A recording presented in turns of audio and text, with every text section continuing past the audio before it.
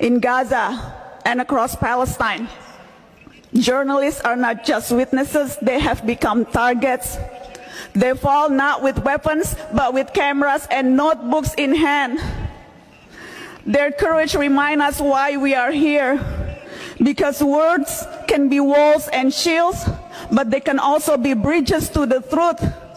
They can destroy, but they can also defend dignity and humanity. To honor them is to honor the principle that lies at the heart of this gathering. As Pope Leo XIV reminds us, before being believers, we are called to be human. Before being anything else, we are called to be human. We need to remind the world that journalism too can be an act of love. There is no greater power than fraternity. Thank you. Assalamualaikum.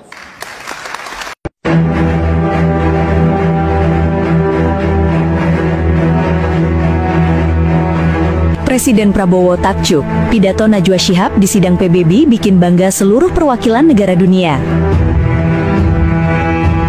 Dunia kembali menoleh ke Indonesia setelah jurnalis ternama Najwa Shihab menyampaikan pidato bersejarah di sidang Majelis Umum Perserikatan Bangsa-Bangsa atau PBB di New York. Pidato yang disampaikannya dengan penuh wibawa, tegas, namun tetap menyentuh hati itu langsung menuai tepuk tangan meriah dari para perwakilan negara dunia.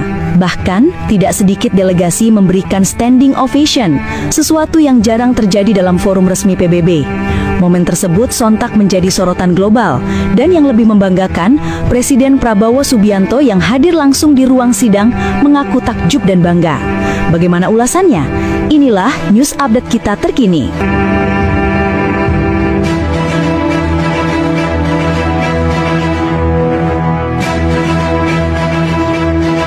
Presiden Prabowo usai acara mengatakan singkat namun penuh makna.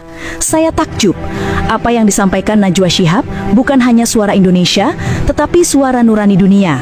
Beliau membawa semangat bangsa kita ke panggung dunia dengan cara yang elegan dan membanggakan. Ucapan ini kemudian ramai diberitakan dan mengundang gelombang pujian di media sosial.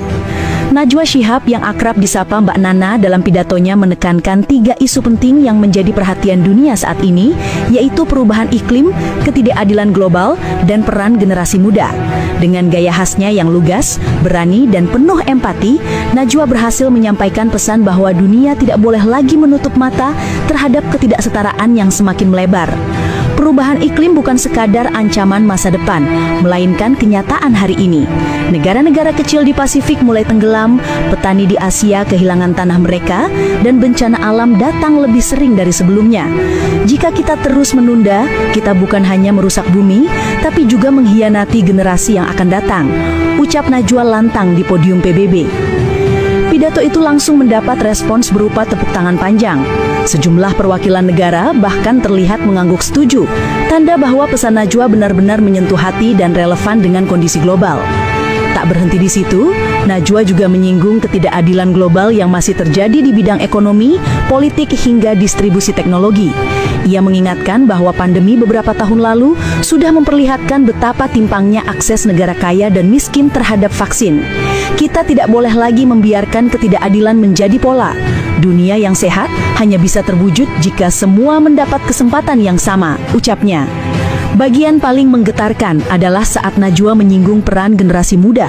Ia menekankan bahwa anak muda bukan sekadar penonton dalam panggung global, tetapi harus diberi peran nyata dalam mengambil keputusan.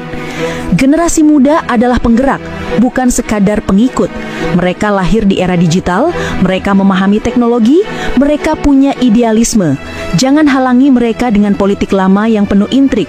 Berikan ruang, maka dunia akan berubah lebih cepat menuju keadilan, kata Najwa dengan sorot mata penuh keyakinan. Pernyataan ini membuat banyak delegasi muda yang hadir di ruang sidang bersorak dan bertepuk tangan.